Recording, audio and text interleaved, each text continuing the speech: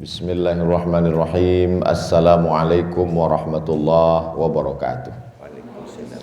Alhamdulillah wassalatu wassalamu ala Rasulillah wa ala alihi wa sahbihi wa man da'a bi da'watihi wastanna bi sunnatihi ila yaumi liqa'i rabbih. Saya diberikan kehormatan tanaman yang diletakkan benihnya di dalam tanah, setelah kulitnya pecah disiram dengan air terus menerus didoakan, lalu berbatang, bertunas, bercabang, berputik, berbuah. Sekarang buahnya sudah ranum, tinggal dipetik, tapi kemudian yang menanam itu tidak mau memetiknya, menunggu Abdul Somad datang untuk memetik. Lalu kemudian ketika buah yang sudah masak, cantik, indah, harum, semerbak dipetik, dipoto, fotonya di-share. Semua orang mengatakan buah ditanam Abdul Somad. Padahal Abdul Somad cuma numpang foto untuk memetik buah saja.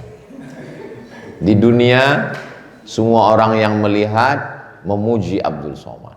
Fotonya diupload di Instagram, di Facebook, mereka mengatakan mantap, mantap, mantap, keren, teruskan, oke, like. Tapi dalam catatan malaikat itu adalah jerih payah Kiai Amin Rifki yang tiap malam membangunkan santrinya untuk tahajud, mengulangi murojaah hafalan Qur'annya di dalam sholat, yang memperhatikan letak-letak pojok ayat supaya tidak lepas dari kepalanya. Mereka ini adalah orang-orang yang tidak memerlukan pujian manusia. Kam min masyhurin fil ard walam yakun ma'rufan fis sama. Berapa banyak orang yang masyhur di bumi tapi tak dikenal malaikat di langit, karena mereka takut keikhlasannya rusak karena pujian manusia.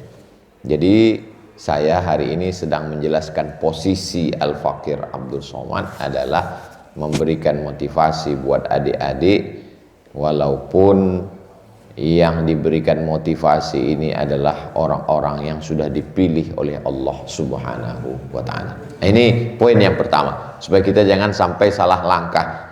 Jangan sampai salah pikir, gara-gara salah pikir, salah ngomong, salah bertindak, salah bersikap, karena tidak bisa memposisikan diri. Siapa Abdul Somad untuk memberikan kami motivasi, mendidik kami? Saya diberikan kehormatan. Saya saat ini adalah dianggap sebagai saudara yang memberikan sepatah dua patah kata supaya menjadi bekal. Mudah-mudahan ketika pesan-pesan ini sampai, adik-adik mengamalkan, pahalanya mengalir juga ke kuburan Abdul Somad kalau dia mati menghadap Allah Subhanahu wa ta'ala sebagai amal jariah. Poin yang pertama, pentingnya kita memposisikan diri. Siapa kita? Kalau ada orang pakai celana pendek karena dia pemain bola, biasa saja. Kenapa demikian? Semua orang tahu dia main bola. Tapi kalau ada orang penghafal Quran, walaupun dia pakai celana panjang, nggak pakai peci, orang berbisik. Kenapa? Tidak pandai memposisikan diri. Seandainya saya datang pagi ini, Ustaz Somad, tolong berikan pembekalan untuk adik-adik kita hafiz Quran. Ya, insya Allah datang. Tiba-tiba saya datang kemari pakai jaket kulit, pakai celana jeans, pakai helm. Hai guys. Secara fikih nggak salah. Kenapa? Karena menutup aurat bainas surrati war rukbah, antara pusar dan lutut sudah tertutup. Saya pakai jaket kulit, nggak salah. Pakai celana jeans, nggak salah. Pakai helm, nggak salah. Tapi adabnya kena. Makanya ada ditulis adab hamalatul Quran. Maka posisikanlah diri. Tertawa terbahak-bahak, nggak salah. Lucu, senang, nggak salah. Tapi begitu adik-adik membawa Al-Quran 30 juz di kepala, dari mulai cara berjalan, dari mulai cara bicara, dari mulai tatapan mata, Ustaz Somad kenapa nggak ngelihat wajah pembawa acara ketika sedang dialog di TV? Kebetulan pembawa acaranya perempuan. Rupanya dalam acara itu mereka perhatikan mata saya ke lantai terus. Kenapa Ustaz nggak lihat wajah dia? Kalau saya lihat wajah dia, kamera ke mata saya. Ini penting. Jangan sampai kalau kita salah, yang disalahkan orang Al-Qur'annya ikut salah. Oh, lihat tuh, hafal Quran tapi duduknya di pinggir jalan. Makanya adab fauqal ilmi. Al-adab fauqal ilmi. Adab-adab ini penting. Supaya kita jangan sampai salah adab. Karena ketika kita salah, yang disalahkan orang nanti pondoknya. Ketika kita salah, yang disalahkan orang kiainya. Ketika kita salah, yang disalahkan orang na'udzubillah Al-Qur'annya. Dan ketika kita salah, yang disalahkan orang Islamnya. Dan ketika salah, yang disalahkan orang, siapa dulu yang memberikan pembekalannya? Abdul Somad. Oh ya jelas, ini orangnya memang bermasalah. Makanya dia pun mendidik orang jadi masalah. Ya nggak salah lagi, memang sudah masalah. Disitulah letak masalahnya. Nah, jadi perlu kembali menyegarkan ingatan, sering duduk dengan kiai, minta nasihat. Walaupun saat ini nampaknya Al-Fakir Abdul Somad yang diberikan kesempatan, tapi nanti sowan ketemu. Saya dalam 1 bulan setiap pergi ke daerah pasti ketemu kiai. Doakan saya kiai, beri saya nasihat kiai. Kenapa? Karena tidak ada lagi orang menasihati kita. Adik-adik sudah hafal Quran, orang segan mau nasihati. Tapi kalau ketemu kiai sepuh yang lebih tua, yang lebih banyak makan asam garam kehidupan, yang lebih berpengalaman, andai dia tidak memberikan nasihat, paling tidak dia berikan doa. Doanya meluluhkan hati, sombongnya hilang, angkuhnya terbang, hatinya terbuka, pikirannya open minded, open terbuka mind pikiran untuk menerima saran, sumbangsih, kontribusi dari orang lain. Poin yang pertama. Poin yang kedua, Al-Quran itu tidak turun dalam bentuk kertas yang melayang-layang dari langit. Al-Quran itu adalah suara yang didengar oleh Nabi Muhammad SAW yang dibunyikan oleh mulut Jibril alaihissalam. Ketika Jibril membacakan ayat itu, Nabi Muhammad langsung mengucapkannya karena nggak sabar, takut lupa. Lalu kemudian Allah mengatakan, La tuharrik bihi lisanaka lita'jala bih. Jangan gerakkan lidahmu ketika Jibril baca ayat. Inna alaina jam'ahu wa qur'anah. Kami yang akan mengumpulkan bacaannya dan kami yang membacakannya. Jibril membaca didengar Nabi Muhammad SAW, Nabi membaca didengar oleh sahabat, sahabat membaca didengar oleh tabi'in, tabi'in membaca didengar oleh tabi'in, sampailah ke kiai membaca, adik-adik mendengar, maka suatu kehormatan, bunyinya sama, suaranya sama, nafasnya sama, bersanad bersambung sampai ke Sayyidina Maulana Muhammad sallallahu alaihi wasallam. Ini tidak ada dalam ajaran lain. Kitab sucinya diterjemahkan, diolah, diedit, diotak-atik. Tapi Al-Quran, inna nahnu nazzalna dzikra wa inna lahu lahafizun. 5 kali taukid. Inna nahnu nazzalna wa inna lahafizun. 5. Kenapa Allah sampai 5 kali mengatakan kami? Syukran kiai, jazakumullah. Kenapa sampai 5 kali? Allah itu berapa? Qul huwallahu ahad. Allah itu berapa? La ilaha illa huwa. Tapi kenapa dia ulang sampai 5 kali di situ? Dia ingin mengatakan kami. Tapi dia satu, kenapa dia katakan kami? Karena para penghafal Quran juga ikut dilibatkan untuk menjaga Al-Quran. Kalau tidak ada adik-adik penghafal Quran, terbakar Al-Quran di perpustakaan, banjir bandang tsunami, hilang semua Al-Quran. Datang serangan dari tentara Mongol menghancurkan Bani Abbasiyah. Mereka ambil Al-Quran, kitab-kitab tafsir, mereka buang ke sungai Efrat dan sungai Tigris sampai warnanya berubah menjadi hitam karena tintanya luntur. Jembatan tidak ada, kuda menyeberang di atas kitab-kitab. Kenapa Al-Quran masih ada sekarang? Karena ada penghafal Al-Quran. Dan kalau orang mengatakan ini zaman gila Ustaz, banyak peminum khamar, banyak pecandu narkoba, la tasubud dahra, jangan kau caci maki zaman, karena zaman tidak salah. Yang salah adalah manusia yang mengisi zaman. Adik-adik adalah bukti bahwa zaman tidak bersalah. Siapa yang mengatakan internet salah? Siapa yang mengatakan zaman salah? Siapa yang mengatakan dunia sudah rusak?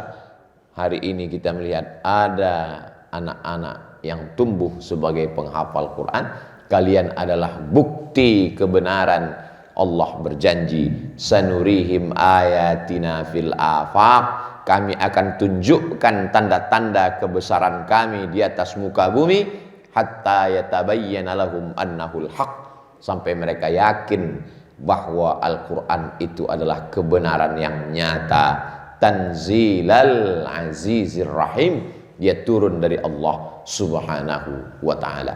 Jadi kedatangan adik-adik ke atas dunia ini, tepatnya di Pulau Madura ini, bukan sekedar untuk membuat dunia ini menjadi kotor, bukan menjadi sampah, na'udzubillah, bukan membuat macet jalan, bukan ngabis-ngabisin padi di Pulau Madura, tapi sebagai bukti kebenaran agama Allah subhanahu wa ta'ala.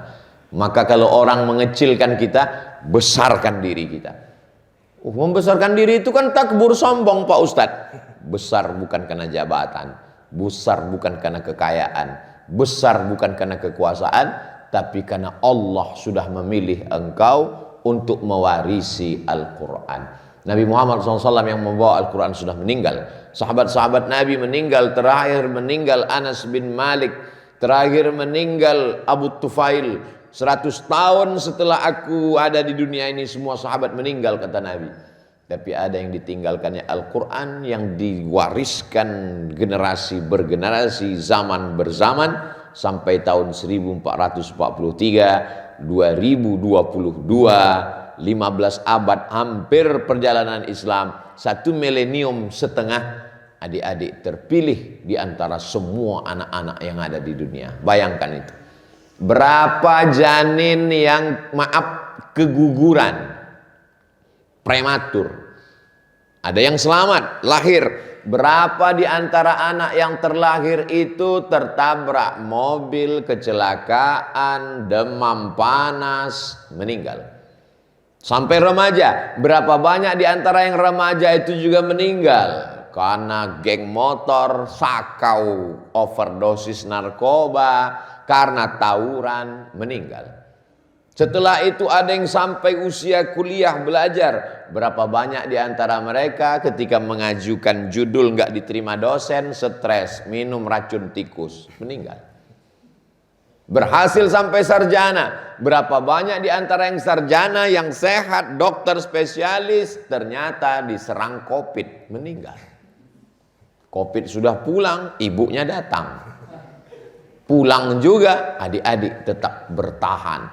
Kalian adalah anak-anak yang lulus fit and proper test.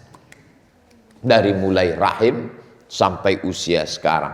Kenapa kalian masih hidup? Oh, karena rajin makan 4 sehat 5 sempurna. Berapa banyak orang habis olahraga sakit jantung mati. Lalu kenapa masih hidup? Karena Allah ingin kalian menjadi baik. Dan dunia ikut menjadi baik karena kehadiran kalian. Alladzi khalaqal mauta, Allah yang menciptakan mati, wal hayata, Allah yang menciptakan hidup.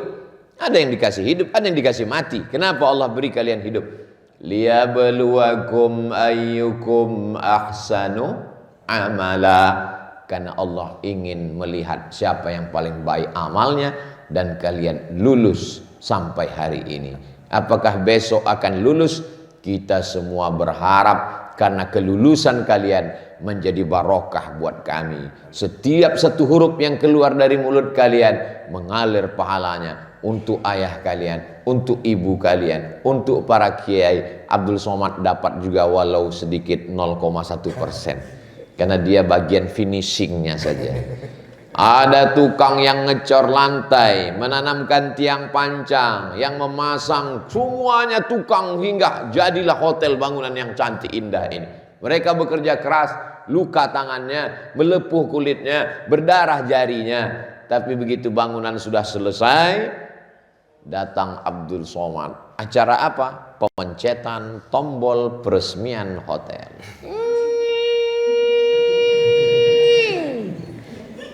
Ini namanya kerja titik bah. Apa maksud titik bah? Tulisan kaligrafinya sudah cantik. Bismillahirrahmanirrahim. Cantik luar biasa. Tapi titiknya kurang. Maka datang Abdul Somad. Berikut ini peletakan titik bah. Semua menyangka itu tulisan siapa? Abdul Somad. Padahal dia hanya meletakkan titik ba-nya saja. Begitulah Allah Subhanahu wa taala memuliakan adik-adik sekalian. Yang ketiga adalah kalau ada orang punya anak, anaknya pandai nyanyi, dia bangga. Itu anak siapa? Anak saya. Kok pandai nyanyi? Siapa dulu ibunya? Luar biasa. Ada anaknya kaya, dia bangga. Tapi jangan lupa, berapa lama penyanyi bertahan? Setelah itu suaranya hilang. Cantik diisi plastik.